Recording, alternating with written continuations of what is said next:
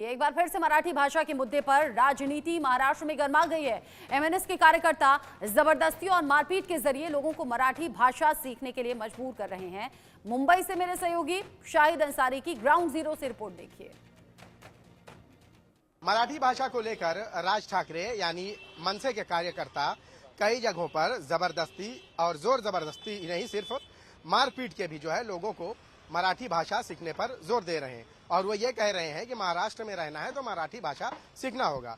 इस वक्त हम दक्षिण मुंबई में भिंडी बाजार इलाके में मौजूद हैं और आपको मैं बता दूं कि यहाँ बड़ी तादाद है जो उत्तर प्रदेश और बिहार से संबंध रखते हैं। वो लोग इस इलाके में बड़े ही आराम से बिना मराठी बोले रोजी रोटी अपनी कमा रहे हैं। हमारे साथ इसी इलाके के लोग मौजूद हैं, इनसे बात करेंगे। मराठी भाषा को लेकर जो है आप क्या कहना चाहेंगे कि राज ठाकरे के जरिए या उनके कार्यकर्ताओं के जरिए जो गुंडागर्दी का रास्ता अपनाया गया है किस हद तक सही है?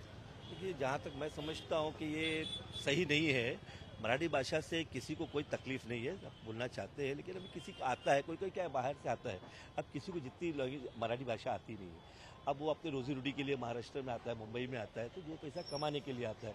अब आप जबरदस्ती उसको बोलोगे कि आप मराठी भाषा बोले, तो ये गलत तरीका है। अब ये चीज़ तुम अच्छे से समझा के बोलो, या तो उसको समझाओ कि मैं थोड़ा बहुत आदमी बोलना चालू करेगा मराठी भाषा, तो आदमी बोल सकता है, उसको मराठी सीख जाएगा, थोड़े दिन के तो बोलना जाएगा।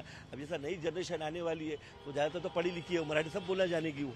आज अभी हम अगर आप चलिए, अभी हम दूसरी जगह के जाते हो, जैसा राजस्थान जाते हैं, कर्नाटक जाते हैं, केरला जाते हैं, लेकिन वहाँ तो कोई जबरदस्ती बोलता नहीं है कि तुम केरला में बात करो या राजस्थान में बोलते हैं भाषा में बात करो। लेकिन ये महाराष्ट्र में क्यों ऐसा होता है? ये हर बार का ये मसला आता है। पहले भी शिवसेना भी उसने जब वजूद को बरकरार रखना है तो मराठी मुद्दा कुछ लोगों पर मारना चालू कर देते हैं और मारपीट करके कानून को अपने हाथ में क्यों लेते हो? आज हम इस बात से सहमत है देवेंद्र फडणवीस साहब के, सीएम साहब के, कि उन्होंने बहुत अच्छा कहा कि आप कानून को हाथ में मत लो। लेकिन मराठी को अहमियत देने की भी बात, आप अहमियत दो है मराठी को। हम खुद जानते हैं, भला पर मराठी येता है, मी पण मराठी बोलता है, मैं महाराष्ट्र से आया, मुंबई से, तो मराठी आता है, सबको आता है, लेकिन क्या बोलना, क्या ऐसा से थोड़ा बोलना चाहते हैं। अब किसी को एकदम पास तो आती नहीं है बोलने के लिए। जो इस्तेमाल किया गया वो सही नहीं। मास्टर साहब कहाँ के रहने वाले और मुंबई में कितने दिन से आप रहे? मुंबई में तो हो गया 56 साल जी। रहने वाले कहाँ के? हम लोग बिहार के। मास्टर साहब आपके लिए तो बड़ा फिट है कि भाई मराठी सीखना है तो महाराष्ट्र में रहना पड़ेगा। दरअसल सब ऐसी बात है कि महाराष्ट्र के लोग भी दूसरे स्टेट में रहते हैं, तो उनसे तो वो सवाल नहीं होता कि तो आप मराठी बोल, ये यहाँ की भाषा सीखो तो आप यहाँ रहो। ऐसा तो कुछ भी नहीं है, किसी भी स्टेट में नहीं। अगर ये कर रहे हैं तो गलत कर रहे हैं। उनका ऐसा कहना है कि भाई इस महाराष्ट्र में रहना है तो मराठी भाषा सीखना बेहद जरूरी है, नहीं तो आपके साथ इसी गुंडागर्दी का रास्ता इस्तेमाल किया जाए। नहीं, ये गैर कानूनी है, गलत है ये। आपको नहीं लगता है कि अपनी सियासत को चमकाने के लिए जो है ये रास्ता? बिल्कुल बिल्कुल बिल्कुल, जो इनकी सियासत खत्म हो गई उसके लिए दोबारा सियासत में आने के लिए कोशिश कर रहे हैं लोग। मास्टर साहब आप बिहार के रहने वाले हैं, आपको कभी दिक्कत हुई है इस इलाके में बिना मराठी बोले? कोई नहीं, कोई दिक्कत नहीं। हम लोग तो मराठी, हमारे मिलने जुलने वाले सब दोस्त लोग हैं, ये हैं ऑफिसर लोग हैं, सब महाराष्ट्र के, तो उन लोग के साथ में उठते बैठते हैं हम लोग कोई दिक्कत नहीं। आप क्या कहना चाहेंगे कि जिस तरह से रास्ता अपनाया गया है जोर जबरदस्ती का, वो सही है? बिल्कुल नहीं, ऐसा होना ही नहीं चाहिए। महाराष्ट्र के अंदर 100 साल के लोग आज भी यहाँ मौजूद है जो सारी भाषाओं को लेकर चल रहे हैं। बहुत से लोग तो जानते भी है, समझते भी है, सिर्फ बोल नहीं पाते। लेकिन आप बोलोगे मराठी में तो हमको समझ में आता है। ठीक है, अभी जनरेशन में बढ़ रही है, इंशाल्लाह अगर वो चाहेंगे तो वो मराठी को भी कवर करेंगे। ऐसी कोई बुरी बात तो है नहीं। हाँ, बैंकों को लेटर लिखा है और उसमें भी कहा है कि इंग्लिश और हिंदी के साथ साथ मराठी भी कंपलसरी की जाए। किस नजरिए से देखते हैं आप?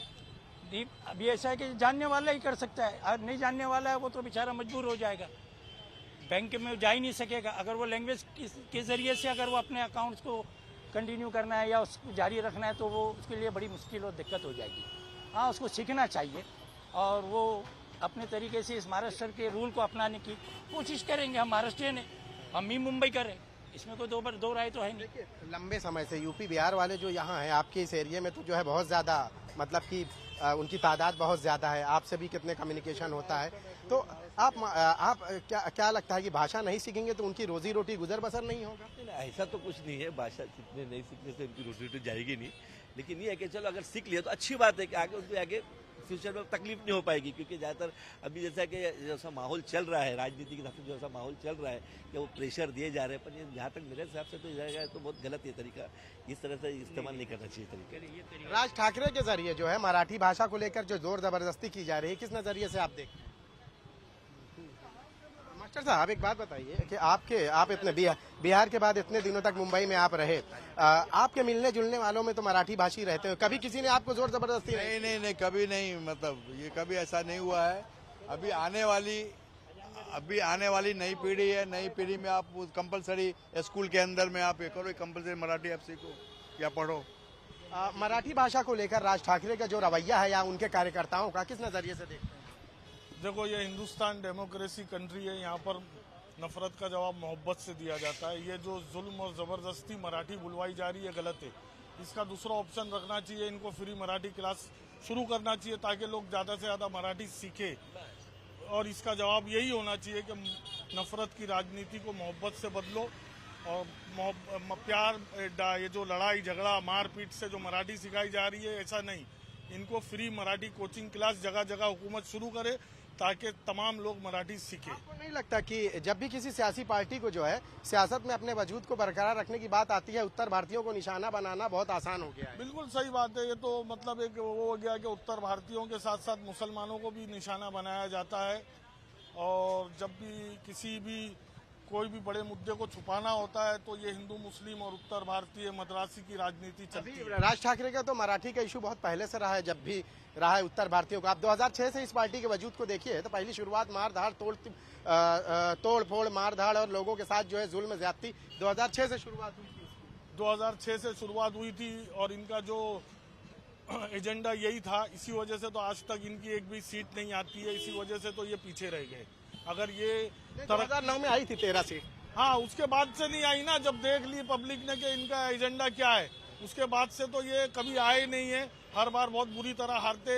ये पब्लिक जुटा सकते हैं अपने जलसों में, लेकिन उसको वोट बैंक में कन्वर्ट नहीं कर सकते। वजह यही है कि इनका जो एजेंडा है वो नफरत का है। मराठी भाषी भी नहीं पसंद करते। हाँ, मराठी लोग भी इनको पसंद नहीं करते क्योंकि वो भी इनको वोट नहीं देते। बहुत बहुत शुक्रिया हमसे बात करने के लिए। तो आपने सुना यहाँ के लोगों की बातचीत की मराठी भाषा को लेकर किसी का कोई विरोध नहीं है और ना ही सीखने को लेकर विरोध है, लेकिन सिखाने के लिए जिस तरीका कार का इस्तेमाल किया जा रहा है विरोध उसका है। कैमरामैन विष्णु के साथ शाहिद अंसारी, इंडिया न्यूज, मुंबई। महाराष्ट्र में राज ठाकरे की पार्टी एमएनएस के भाषा विवाद को लेकर बिहार में भी लोगों में गुस्सा देखने को मिल रहा है।